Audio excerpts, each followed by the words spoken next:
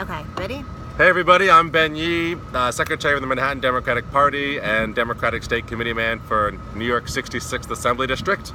Alyssa Stein. I am a newly elected member of the same district, 66, Part A, as Ben, and as of Sunday, I'm now the secretary of that part. So new and very exciting and already confusing. Fantastic. So we're here today at this emergency session of Real Politics, the TV show, to talk about what happened in the state Senate. As a person who's new to local politics, I found this sort of surprising. It seemed that Daniel Squadron, a state senator, decided to resign, which is totally fine, but the timing seemed a little bit weird. After I personally stood on a hot, sweaty street corner in the West Village gathering petition signatures so that I could be on the ballot for county committee, he chose to resign after petitions were finished so that people couldn't choose that way of filling his seat. So instead, county committee kind of kicked into being, but can you please explain what the confusion of all this is about? Right, sure. So to make a long story short, Daniel Squadron was the state senator for the 26th Senate District in New York, which represents Lower Manhattan and downtown Brooklyn. He left before his term was up. There was a whole other year in his term. Elections for state senate are in November of 2018. Now, there is an election coming up in November of 2017 because New York City has odd year elections, which means that there was a primary process that just happened last week in September, and then there'll be a general election in November. Now, if Daniel Squadron had resigned before petitioning in June, we would have been able to fill that seat through the normal primary process because there was already one happening. So if he had resigned earlier, we could have petitioned to put candidates on the ballot in a Democratic primary, and then there would have been a primary election, and then that candidate would have gone to the general election. Okay. However, because Daniel Squadron decided to resign right after petitioning was over, or at the end of petitioning, really, there was no time to gather signatures and have a primary for that seat, which means that the county committee had to convene for all the parties and decide who would represent each party in the upcoming election in November. Got it. So this was a way of getting around the regular primary process. Now there's really only two reasons to do that. Yeah. The first is Daniel Squadron leave to take another job, and I don't know, I guess you can respect that. Maybe it's like paying him a lot of money. He doesn't like being a state senator anymore. Whatever. If he found out that they were offering him the job deep into the petitioning season, and they said, you must take this job and start. Like tomorrow. Right, before the next election in November, then okay, maybe he was between a rock and a hard place. The other reason, which comes up a lot more frequently in New York politics in particular, but certainly in other places all around the country, in order to ensure that the person you want to succeed you gets your seat, you leave at a time which prevents there from being an open primary, so that party leadership, of which you're a part, because you're obviously a state senator and have those connections, gets to decide instead of voters. Now, I want to stress this. This isn't something unique to New York. This happens everywhere. Whenever there's a vacancy for public office, or not, most likely it will be filled, or the candidates who run in the special election will be chosen by party insiders. Right, which I can understand, but as somebody new to local politics, it was still sort of surprising to watch this unfold where somebody's leaving, valid reasons I'm sure, but to find out that he still could have had a really strong input in who was taking his place. Yes. So this leads to some more questions as a newbie also I'm trying to figure out. He covered an area that spanned Manhattan and Brooklyn. Yes. How come? Well, this really just comes down to our redistricting process, and most states have similar redistricting processes to New York. Essentially, every 10 years you take the census that tells you how many people live in a certain area. You go block by block, just counting everybody.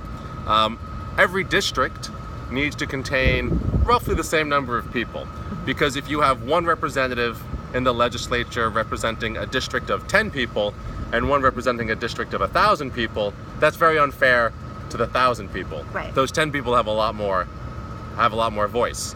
Boy, it's kind of like the general election, isn't it? And why Rhode Island has an equal voice to other states. But that's a conversation for another day. Another totally other episode. Semi-related idea, but Right. different system. But insofar as state lines are done, under the Constitution, it's been determined that all in state legislatures in those districts, they all have to have basically the same number of people. Okay. Now the lines get drawn by the state legislatures. Some states have independent bodies. Most states just let the politicians decide for themselves who they'd like to represent. The reason that Daniel... Wait, let me wrap my head around that. Yeah. Wow. That's a whole other thing. We'll get Yes. to it in Wow. another episode. Another episode, but oh my goodness, that brings up a lot of questions. But so the reason that Senate District 26 spans Lower Manhattan and downtown Brooklyn is because some politician decided that constituency belongs together and makes sense for whatever Okay. reason. Either because the demographics are similar, They share a bridge. or just because it makes it easy for a particular type of politician to get elected. Okay. All right. So, interesting answer. Where? Yeah. I mean, valid reasons exist for how you draw districts. Right. But that's curious because things are done differently in Brooklyn, and we'll get to that. My yeah. question now is, there were definitely seasoned people running for these spots, Yeah. vying for the nomination. Where did they come from? I remember seeing Facebook posts and literature. You know, these people were ready to go at the drop of a hat. Right. How did they find out about this? How did they come to be the front runners? Could anybody have been involved at that point, or was it sort of like predetermined in some way? In theory, anybody can be involved and run for a vacant seat, even in the county committee. So obviously in a primary, you can petition and get on the ballot, and anybody can participate in that. Even if it's an internal party process to select the nominee, theoretically anybody can participate.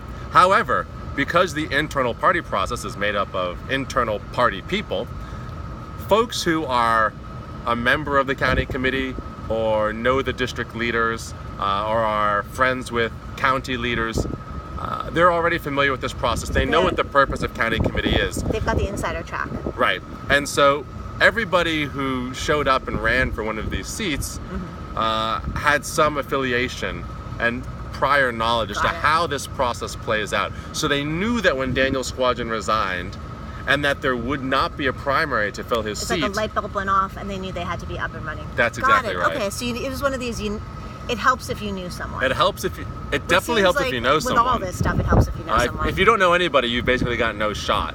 Okay. The Democratic clubs are also an important group of people who participate in these sorts of decisions, and so a lot of folks in people come out of the Democratic clubs. Got it. Okay. So now we've got this nomination that's spanning Manhattan and Brooklyn. Yeah. So there are county committees from Manhattan and county committees from Brooklyn Yes. involved in choosing the nominee who's going to be on the ballot in November. Yes. But it seems from what I saw and the angry articles and posts and rants with that Manhattan and Brooklyn did things differently. Can you just explain how, because I'm still confused after having read all that, but the Manhattan people were frustrated because they didn't get their way, and the Brooklyn people were frustrated because they didn't have a voice. Right. Right? Yes. So this is actually the main source of the controversy around what happened in SD 26. So under state law, if you have an inter-county vacancy, the people who decide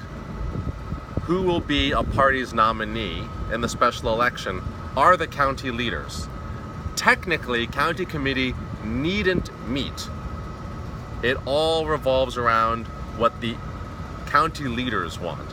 And every county has one leader, which is selected by the executive board of that county. Wait, I thought the county committee voted on the county leaders. Now, when there's a district which is entirely encapsulated by a single county, that county committee meets and the decision of the county committee is binding. In an inter-county, so Brooklyn and Manhattan, it falls to the county leaders. Now, Manhattan has particular bylaws which say that when there's a vacancy, the county committee must be convened. And in the event that it's cross-county, the vote of the county committee shall be advisory. So the county leader still has discretion, but they are forced to convene the county committee and take a vote. So the county committee, when it spans 2 boroughs, aren't the decision makers. They make an advisory. Well, so it's up to the county's rules, right? So in Manhattan, we have an advisory vote, which is required. Between the 2. Correct. Got it. Okay. In Brooklyn, they are not required to convene the county committee, although they could. And if they did, it would also be advisory. Okay. In Queens, interestingly enough, they are required to convene the county committee, and that vote is binding on the county leader. So in Queens, you actually have a valid say.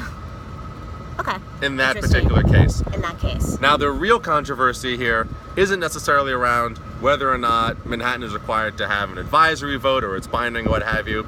It is that Brooklyn does not have any process or requirement to involve the county committee. Now, the county committee members represent election districts, which is like a couple of blocks. Right? And every couple of blocks has a representative to the county Democratic Party, which is supposed to represent that community. Frank Sedio, the county leader of Brooklyn, decided not to ask the community, which was affected, which is now, not represented in the state Senate, who they would prefer. He decided unilaterally to cast all of Brooklyn's votes for Brian Kavanaugh, who's a sitting assembly member in Manhattan. Now, Brooklyn had 35% of the vote. Right. Manhattan convened an advisory county committee meeting. Right, county committee meeting, and voted 72% for candidate Paul Newell, and 28% for Brian Kavanaugh, while Manhattan voted almost in a supermajority for Paul Newell. Because Manhattan only has 65% of the vote, that actually comes out to Paul Newell getting 46% of the total district, whereas Brian Kavanaugh got 18% in Manhattan, and then Brooklyn's 35%, to put him narrowly over the top to receive the nomination to be the Democratic candidate in the special election in November.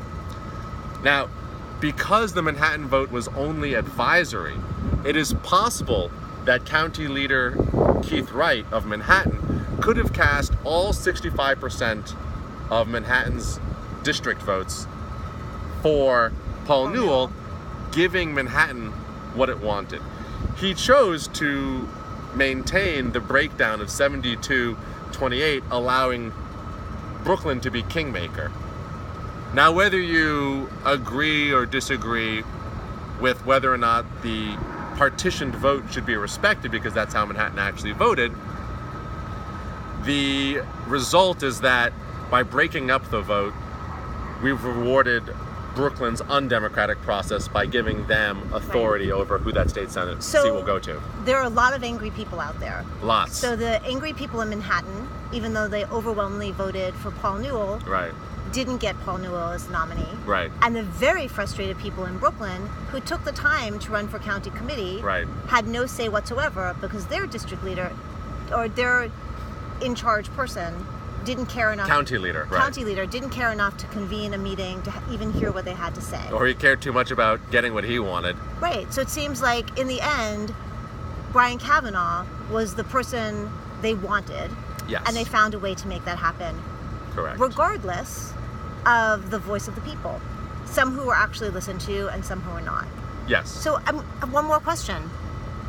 What's the point of running for county committee if you don't have a say in anything? Well, there's two, I would say. The first is that if you live in an open and inclusive borough like Manhattan, you will have a say in the process.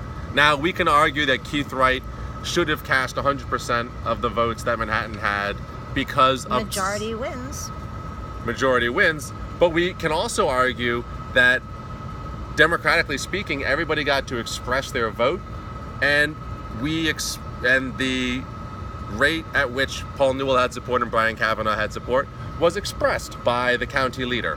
What really is the shame here is that Paul almost would have assuredly gotten the 6% that he needed in Brooklyn had they convened the county committee. So we probably wouldn't be sitting here arguing that if Brooklyn met, we should have winner-take-all systems. We'd be saying whatever the breakdown is of the county committee, that should be respected. Got it. So if you live in a good county like Manhattan, there's definitely a reason for being Not on in county any way are we committee. dissing Brooklyn as a county, but it's a more frustrating place to be a county committee member. It's certainly much more of a political machine. But that brings me to the second reason for being on county committee, which is county committee approves and amends the rules of a county party. The reason that Keith Wright is forced to convene an advisory vote of the county committee, or that Queens is forced to deliver Whatever the they breakdown of a county committee meeting, is because the county committee decided at some point to write that into the rules. Brooklyn can change the rules if they elect enough county committee members who feel that way. So now it's even more important to be on the county committee in Brooklyn to change things up so this doesn't happen again. I would say it's always important to be on the county committee because Well, yes. making rules that govern our society and our democracy and making sure those rules are good, is always an important, critical thing to do. This and is have a part in. great real-time lesson in you matter and what you do counts. And if you're in Brooklyn and didn't run for county committee and aren't on it now, you should be, because going forward you can make something happen and make change so that Brooklyn is not in this situation again. That's right. And I will add, for those folks in Brooklyn or people who know folks in Brooklyn, Manhattan had our county committee elections this year, 2017. Brooklyn is next year. You got really a year to plan and think about this. And New King's Democrats is one of the major powerhouses in getting new people educated and on the ballot for county committee in Brooklyn. Awesome. Well, they've got work to do. They sure do. All right. See you next time. Is that it? All right. Take it easy, y'all. Bye.